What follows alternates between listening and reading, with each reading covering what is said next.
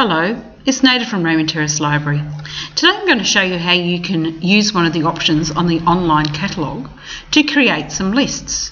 These lists enable you to be able to save items that you may like to listen to, watch or read at a later date. This is how it works.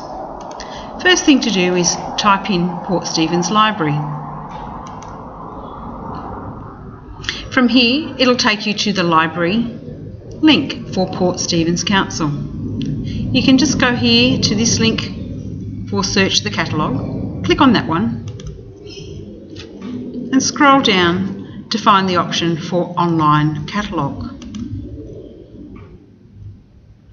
From here you'll need to log in using your library card number, so use the login option and type in the number from the front of your card to log in. The PIN number is 1234 unless you've changed it to something else. So you can see here that we've logged in and this is our test card that we're using today. So the thing we're going to do is we're going to go to My Lists. And over here on the left hand side you'll see there is the option for lists, and at the moment there are no lists. We don't have a list. But what we can do is create one. So you can click on Add List and then you can name it. We can call it Mysteries or you can call it something else. This is the option we're going to use today. So we're going to create that list. So over here on the left you can see I've got the options to add to my mysteries list. I can come up here to the search field and type in mystery,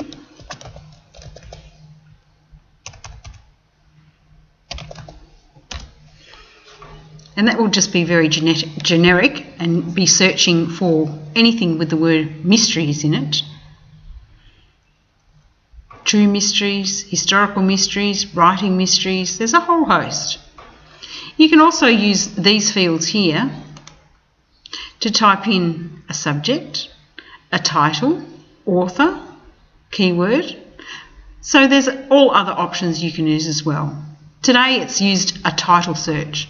So for today's exercise I will just show you how to make a list with the word ancient in the title.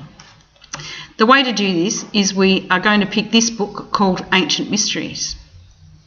We're going to click in the box there with a tick and we're going to select an action. From here we're going to add to my list and we're going to add it to our mysteries list and add. So there it says, you can see that it's added to the ancient mysteries. So if we come back up to our list, you'll see that there's already a mysteries option created. And there's the title. So at a later date I may like to place a reservation on that title. Alternatively, you can create a list by searching a name of an author. For today's exercise I'm going to show you another way that you can create. So you can create it by adding, but you can also create one by just doing a search. So today we're going to search for Clive Cussler and we're going to search. And you'll see that there are many items for Clive Cussler, 190 results.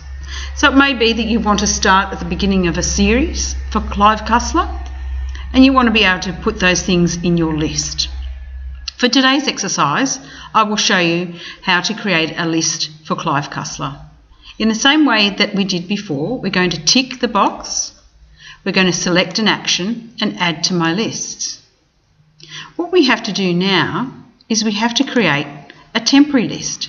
So by using the drop down menu we click on temporary list and add. There's one more step you need to do when you create a list this way, and that's by going to My Lists. We're going to tick in the box and we're going to save that temporary list, which will now give us the option to create that list. and we're going to save the list called Clive. You can see over here on the left-hand side, we've got mysteries and we've got Clive. If I click on Clive, you'll see that that item is there in that list. So that's how you create a list with other items. If you decide you don't want to have these items in your list any longer, you can click in there, back into that box, select an action, and you can delete. And it'll ask you, are you sure? And then you delete. If you decide you don't want to have the mysteries list at all, you would click in the box, delete the list, and click the delete. And you'll see the list is removed. That is how you can create a list for yourself. This is a great way if you're reading a series and you'd like to remember what's in the series, or other things you see when you're browsing. This is a wonderful way to remember what you can select and look for and place reservations on at a later date. I hope you've enjoyed today's lesson, and we'll see you again soon. Thank you. Bye.